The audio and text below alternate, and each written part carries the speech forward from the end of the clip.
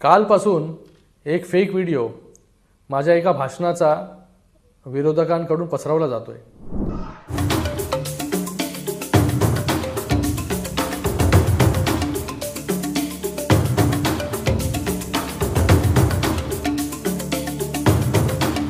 कालपासून एक fake video माझ्या एका भाषणाचा विरोधकांकडून पसरवला जातोय।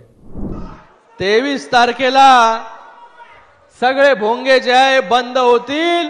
फक्त आपल्याला मी एवढंच सांगायला आलोय की आपण सगळे लोक ज्ञानराज चौगुलेंच्या मागे जसं 3 टर्म गेली 2 वर्ष रोज सकाळी टीव्ही सुरू केल्यानंतर एक भोंगा वाजतो।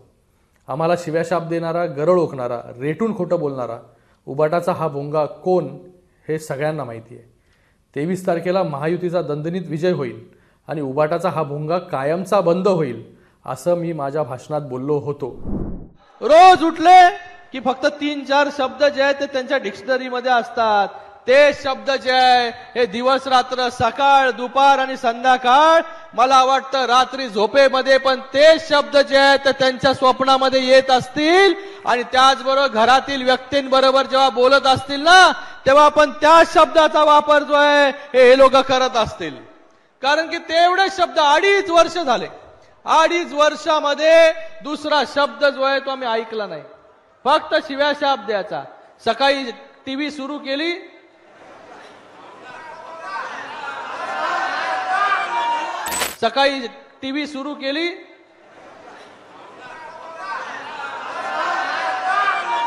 पण आता 23 तारखेला हे सगळे भोंगे जे आहेत कायमचे आपल्याला बंद करायचे आहे।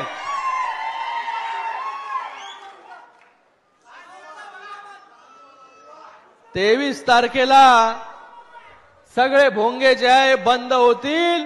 फक्त आपल्याला मी एवढंच सांगायला आलोय की आपण सगळे लोक ज्ञान। परंतु माझ्या विधानाचा मागचा पुढचा संदर्भ काढून फेक व्हिडिओ व्हायरल केला जातोय। त्यातून मुस्लिम समाजाची दिशाभूल करायची आणि मतं घ्यायचा असा त्यांचा डाव आहे। गेल्या निवडणुकीत चाललेलं फेक नरेटिव्ह आता चालणार नाही, त्यामुळे आता फेक क्लिप तयार केल्या जात आहेत। महाआघाडीच्या भोंग्याची ही सोंग महाराष्ट्रातल्या लोकांना कळतात।